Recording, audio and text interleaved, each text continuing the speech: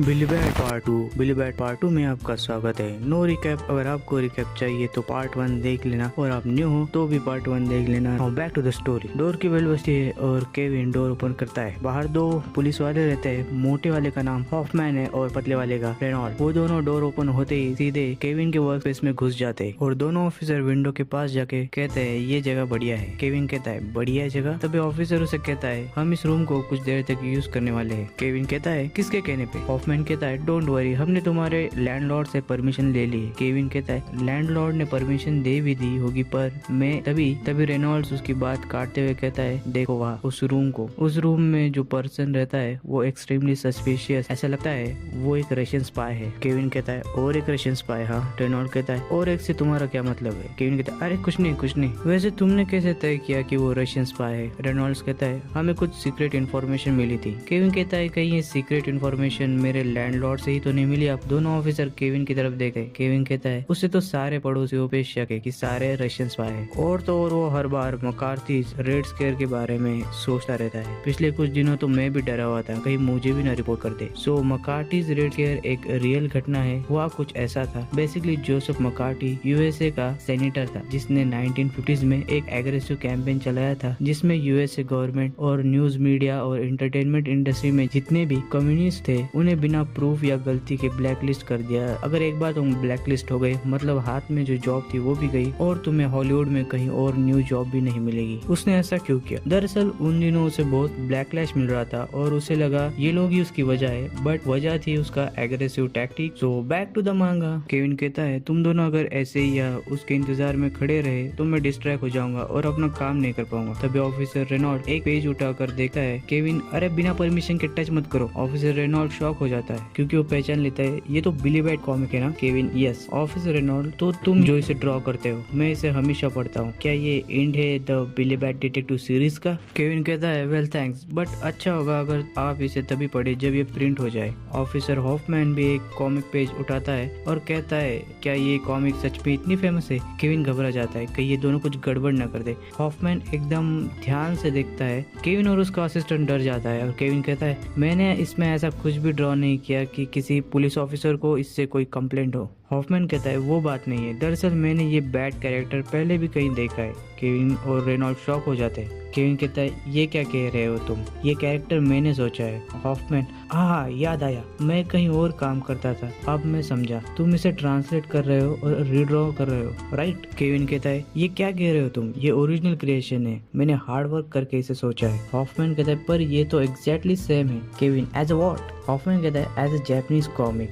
Kevin Japanese? Hoffman कहता है मैंने देखा है बिल्कुल इसी तरह का जापान में। फिर सीन चेंज होता है और हमें एक लंगड़ा ओल्ड मैन दिखाते हैं और फिर से सीन चेंज होता है। हम देखते हैं 1949 की शोवा एरा की टोक्यो सिटी, और सिटी है तो ट्रैफिक भी होगा ही। और हमें एक बिल्डिंग दिखाई जाती है जो कि एलाइड पावर हेडक्वार्टर है और यहाँ से स्टार्ट होता है चैप्टर नंबर 3 बैड सर्च। अभी हम जो टोक्यो देख रहे हैं वो ईयर 1949 का है और ये सब रियल है। इस मांगा में डेट और प्लेसेस और कुछ पर्सन्स ये सब रियल है और उसमें कुछ फिक्शन ऐड किया गया है। अभी वर्ल्ड वॉर 2 खत्म होके 5 साल हो गए थे और जापान के लिए ये साल एक टर्निंग पॉइंट था। After world war because elite power मतलब सहयोगी, और जापान का ये सहयोगी यूनाइटेड स्टेट था जो जापान को रिकंस्ट्रक्शन करने में हेल्प कर रहा था। जापान की military, politic, economy and social system को रीबिल्ड करने में मदद कर रहा था। ये 1945 से 1952 तक चला और बाकी भी अलाइड थे जैसे great Britain, Soviet Union, republic और China, but primary authority US के पास थी। बैक टू द मांगा। हम देखते हैं केविन कहीं भीड़ में है और वो भीड़ से आगे जाने की कोशिश कर रहा है। तभी एक बंदा कहता है अरे भाई धक्का मत दो। केविन कहता है इतने सारे लोग यहाँ क्यों है, किसका इंतजार कर रहे हो? तभी वो बंदा कहता है हम वेट कर रहे हैं, और दूसरा बंदा कहता है वो लंच टाइम में बाहर आता है। केविन कंफ्यूज हो जाता है और एकदम से सारे आगे भागने लगते हैं और देर ही चिल्लाते। वो लोग इंतजार कर रहे थे जनरल मकार्थर का, ये अलग है, मकार्थी अलग था। So MacArthur is a real historical figure. उसका पूरा नाम डगलस मकार्थर था और वो सुप्रीम कमांडर था एलिट पावर्स का।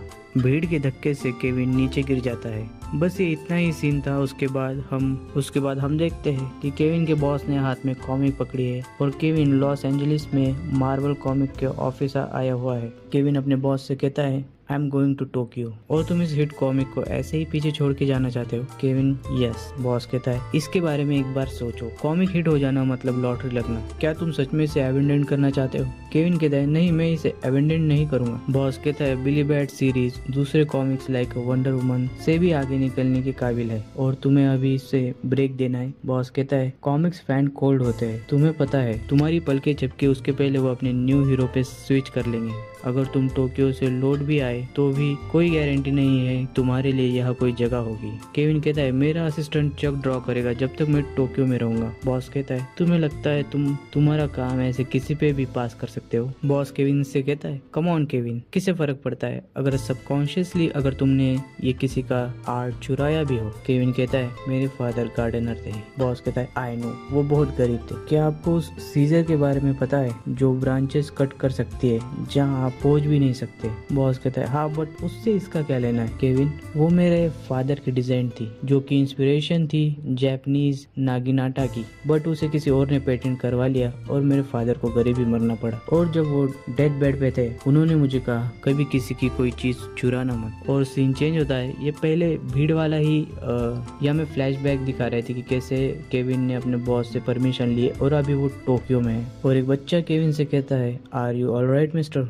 जनरल मकार्थर पहले ही चले गए हैं। बच्चा कहता है हे मिस्टर मुझे कुछ दो। केविन कहता है क्या दूं तुम्हें? बच्चा कहता है चॉकलेट, गम या और कुछ भी। केविन कहता है सॉरी मेरे पास अभी ऐसा कुछ नहीं है। ये सुनकर बच्चा जा ही रहा था तभी केविन उसके जेब में से कॉमिक निकाल के उसे पूछता है क्या तुमने इसे पहले कभी देखा है? बच्चा खुश हो जाता है वाह कूल मांगा। केविन कहता है क्या तुमने इसे पहले कभी देखा है? बच्चा कहता है नहीं। केविन कहता है यू लाइक मांगा? बच्चा कहता है या। केविन कहता है तो ये मैं तुम्हें दे देता हूँ, हालांकि ये इंग्लिश में तुम्हें समझ नहीं आई। बच्चा थैंक यू कह के चला जाता है। तभी कोई केविन के पीछे आता है। तभी कोई केविन को पीछे से आवाज लगाता है केविन तुम कहाँ थे? मैं कब से तुम्हारा वेट कर रहा हूँ। ये केविन का फ्रेंड चार्ली। और चार्ली केविन से कहता है पहले तुम्हें यूनिफॉर्म पहननी पड़ेगी। केविन कहता है पर मैं तो सर्विस से रिटायर्ड हूँ। चार्ली कहता है तुम्हें लगता है तुम ऐसे ही इजीली जापान में वापस आ सकते हो? अभी के लिए अमेरिकन फोर्स को जापानीज की बहुत जरूरत है ट्रांसलेशन इंस्पेक्शन के लिए, हमें बहुत काम है। ओ केविन तुम्हें क्लासिक जापानीज टेक्स्ट रीड करना आता है करेक्ट? केविन कहता है हाँ, ताकि मैं पीरियड ड्रामा मांगा पे रिसर्च कर सकूं। चार्ली कहता है ये वो समुराई मांगा है, क्या नाम था उसका?